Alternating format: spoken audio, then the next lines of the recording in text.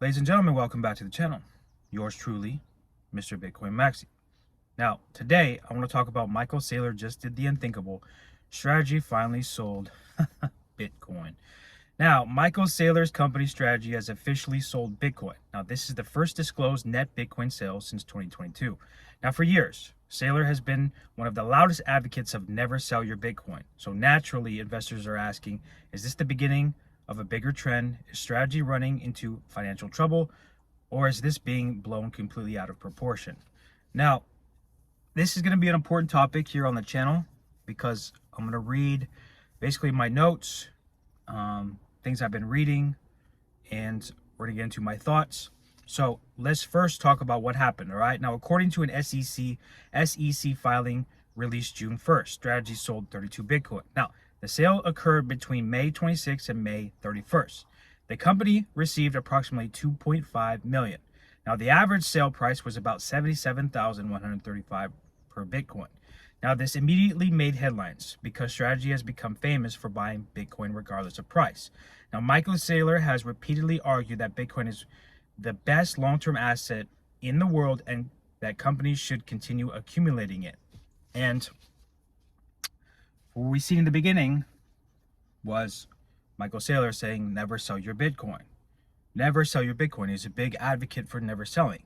But like I tell you all, and I've been telling you all since the beginning of this channel, if you own anything besides Bitcoin, it's extremely risky, and as opposed to actually owning Bitcoin and putting it on your wallet.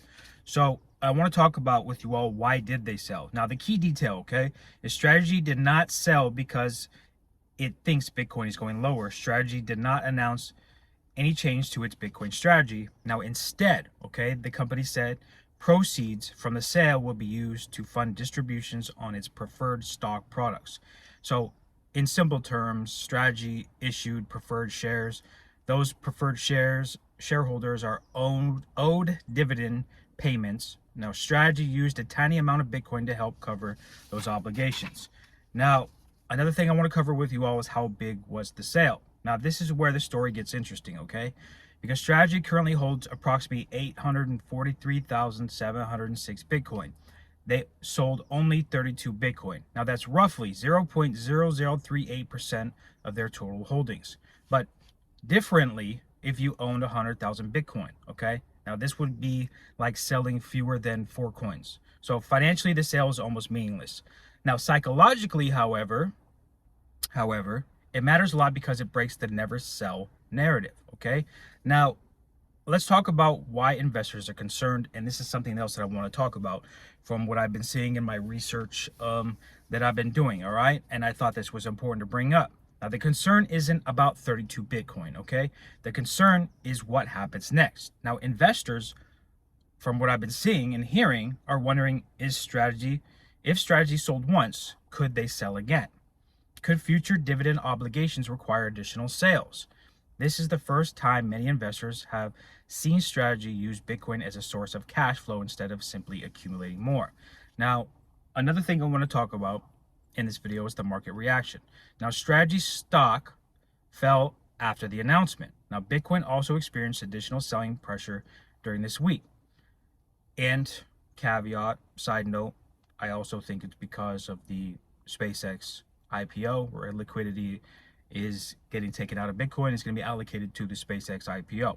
Now, Bitcoin also experienced additional selling pressure this week. However, analysts point out that Bitcoin's weakness is not solely because of Strategy's sale. Other factors also include spot Bitcoin ETF outflows, risk-off sentiment across markets, investors moving money into AI-related stocks and IPOs. Basically, what I just said. Now, let's talk about Michael Saylor's response. Now, despite the controversy, Michael Saylor appears to remain extremely bullish. Now, on June 6th, Saylor posted one of his well-known Bitcoin accumulation charts and wrote, "A good time to add more dots." Now, many investors interpreted this as a signal that Strategy could soon announce another Bitcoin purchase. Now, let's talk about the bullish argument. Now, bulls argue, all right? Bulls argue the sale was tiny. Strategy still owns over 143,000 Bitcoin. The company remains the largest corporate Bitcoin holder on earth. Saylor continues publicly advocating for Bitcoin's accumulation. Now, their conclusion, all right, is nothing has changed. This was simply treasury management. Now, the bearish argument, where bears are arguing right now, the never sell narrative has officially been spoken. Bitcoin is now being used to fund corporate obligations. Future preferred stock dividends could require more Bitcoin sales. Strategy is becoming more dependent on financial engineering rather than pure Bitcoin accumulation. I can't talk. So the reality is that strategy sold only 32 Bitcoin, all right? Financially, it barely moves the needle, but symbolically, this is one of the biggest Bitcoin stories of 2026.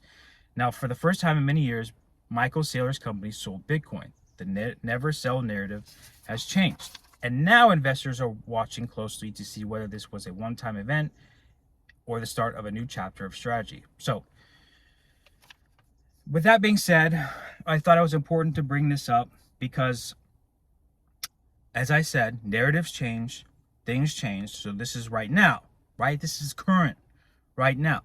But of course, this can change. Strategy could, and the bears could be right, and they could end up having to sell more for treasury obligations. Now, this is why I've always told you all, since the beginning of this channel, you're buying Bitcoin ETFs, if you're buying Bitcoin related stocks, and yes, I know, you're gonna be, some of you might be like, well, you just said SpaceX IPO or SpaceX stock, you were bullish on it because it's tied to Bitcoin. Yes, but it's also because I think, in my opinion, and this is just my opinion, all right, it's just me personally, I like Elon Musk. I like what he's doing for humanity. I think what he's doing is going to go farther with SpaceX, and I'm bullish on the stock. But that's me personally. And it's also tied to Bitcoin. All right.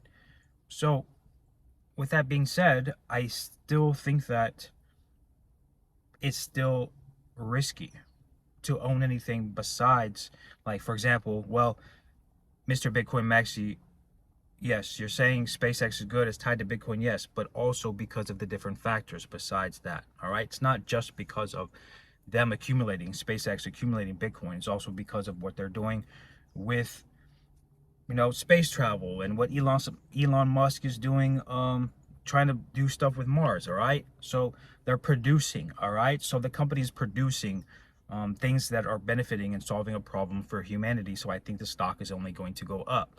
But also, yes, that it's tied to Bitcoin. That's just one piece, but it's not solely because it's tied to Bitcoin.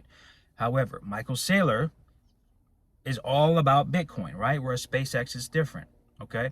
But on the contrary, I think that narrative change, and we don't know. Michael Saylor can end up having to sell more because he's running a company. They're going to do what's in the best interest of the shareholders and keeping the company alive, all right?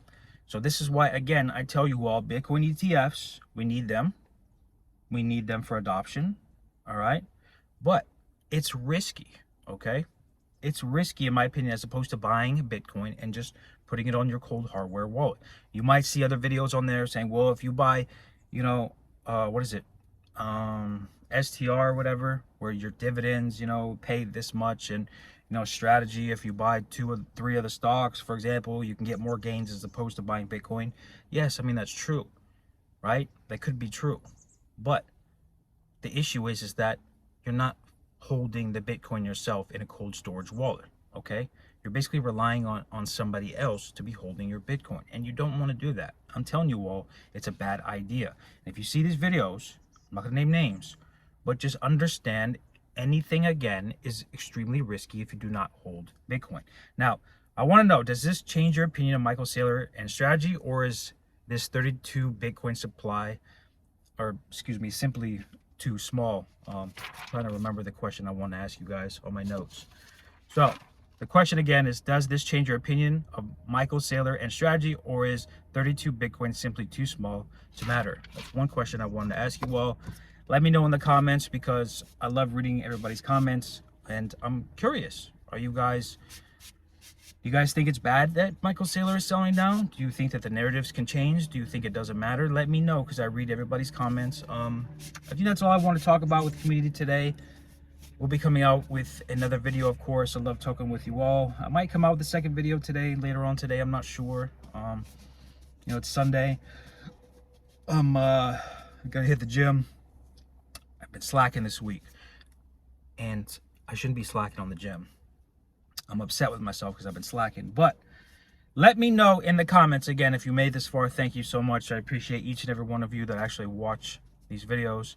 You know, I don't have crazy edits going on to keep you hooked like Mr. Beast, where it's like, I gotta keep you hooked every 2 seconds. So what's gonna happen? What's gonna happen this? What's gonna happen that? Like, you know, I like just being real, and just talking, like, you know, we're in the car together, and it's like our secret kind of like get together, you know. It's like our secret place that we get together and we talk Bitcoin, because most people, they still think that Bitcoin is like a scam. You know what I mean? I was talking with this chick that I met, right? I was talking with this chick, gorgeous Puerto Rican girl, and she was like, she was like, you're bullish on Bitcoin? You run a Bitcoin channel? She was like, I got scammed out of, don't tell anybody I told you this, I got scammed out of $20,000 from Bitcoin. And so I was just like, well, you do know that buying it from somebody is probably going to get you scammed as opposed to buying it on an exchange. She was like, well, I didn't really know what I was doing.